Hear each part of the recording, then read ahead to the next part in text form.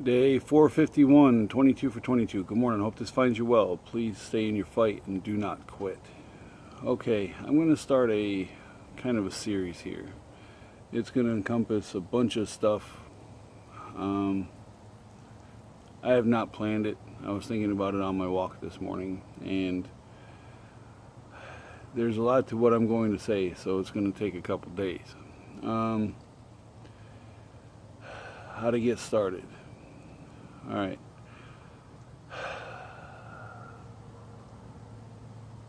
Once in a while, I will pull religion into this. I'm going to pull a little bit more in today.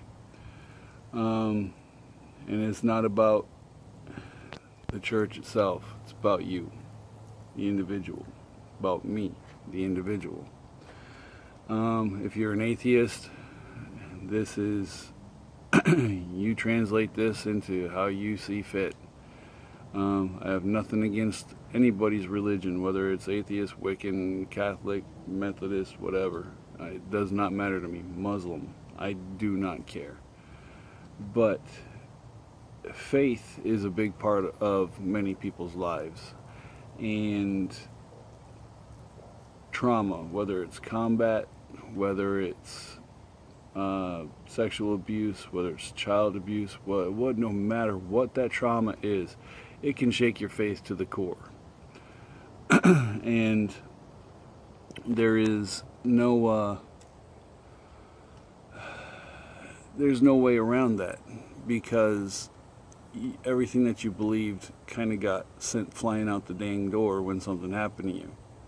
Why did this happen? Why did God let this happen? Honestly, I can't explain that. But I would say look to Alvin York, who was a conscientious objector because of his faith, and look at what that man did in World War I. And yeah, it's completely different worlds from then till now. But look at how he got through his faith to be able to go over to France and end up ultimately winning, well, not winning, earning the Medal of Honor.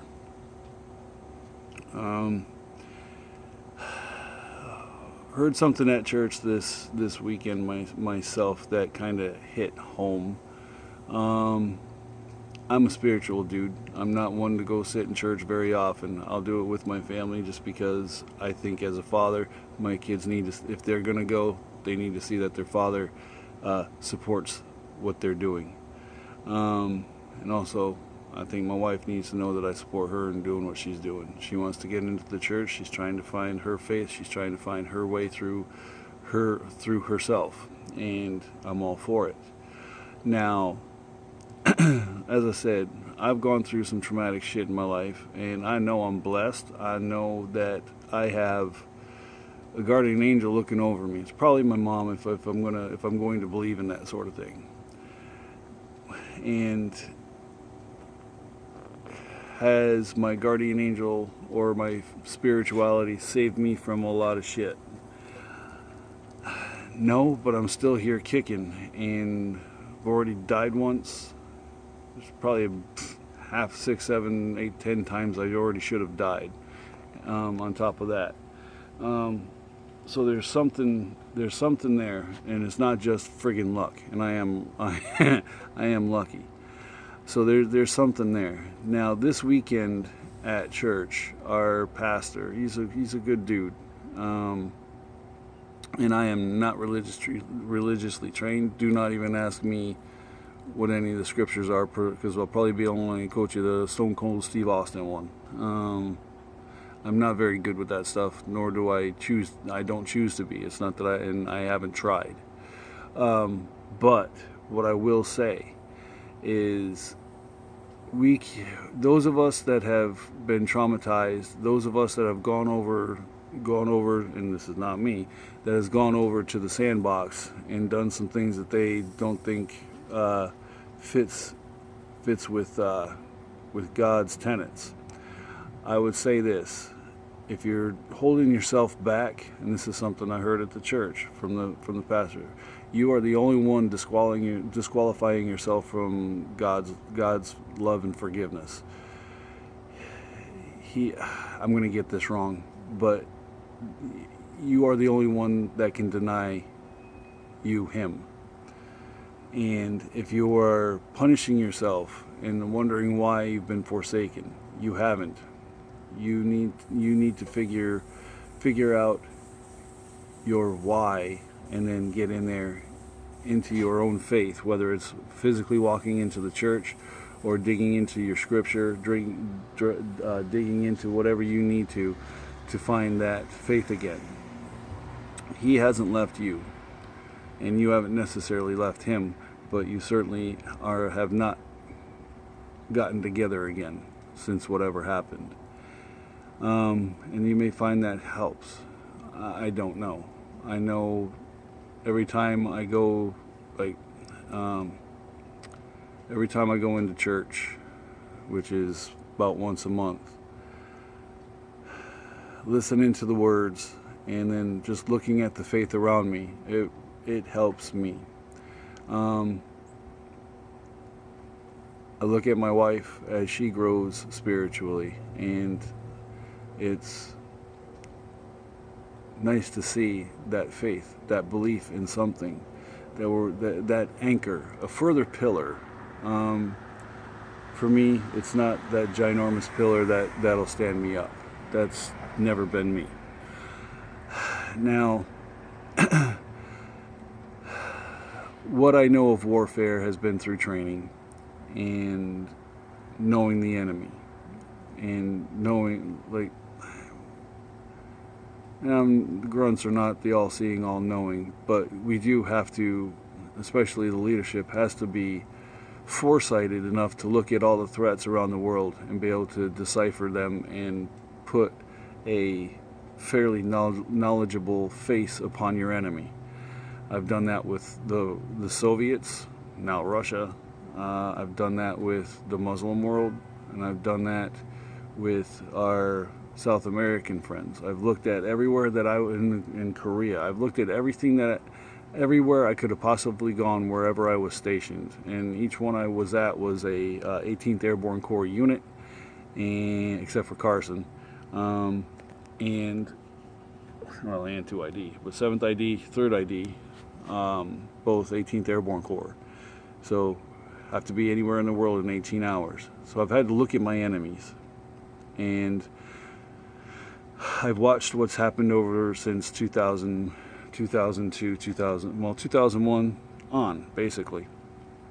And we fight an asymmetrical warfare battle now. And we started that in Vietnam. And we've had to, as soldiers, do some horrific shit to make sure we come home. A lot of people struggle with killing what they would consider civilians. Some are not always as they appear, and that is something that we need to get used to in this day and age, because on the battlefield we are no longer going to see a uniform other than ours or our allies, and maybe Russia, depending on what's going on over in Syria and different places. So we have to get used to that our enemy is not going to be wearing a uniform. They are going to look like the civilian population, and yeah, that can mess with you. And kids are used. Kids are absolutely used. They are citizen soldiers to their country. You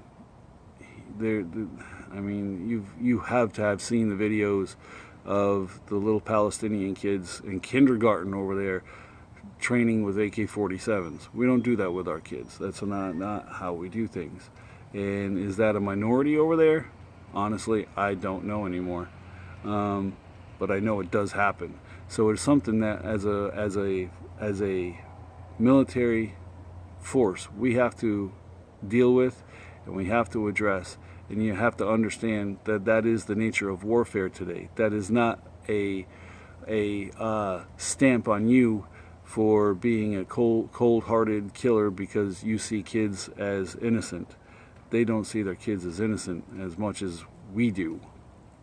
And whether you want to put a downer on them for doing that, that's up to you. That is just the way it is, and that is something that we have to adjust to. And you have to be able to forgive yourself for doing your job to make sure that you come home and bring your soldiers home as often as possible. When you get back here, I understand how that can mess with you. I'm not gonna even say that I know, but I do understand, because I have 5 kids myself, and I would not want to have to do that to another child. I would absolutely not want to. But the thing is you have a job to do, whether you wanted to do it or not. It was a job that needed to be done. You did it, and you can't erase it, but you can push it off a little bit. All right, I just hit the almost 11-minute mark. Holy crap. Anyway, tomorrow will be another one, and please understand that this is not a be-all, end-all as far as knowledge. This is also not done. It's going to be a 1, 2, 3 day thing. What the hell?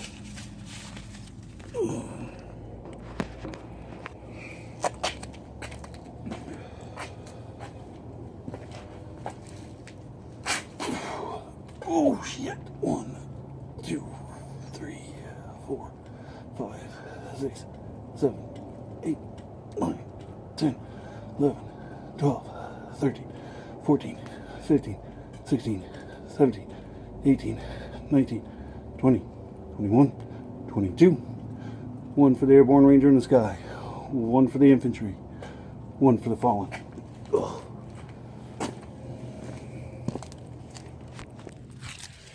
Alright, so I'm going to make this quick.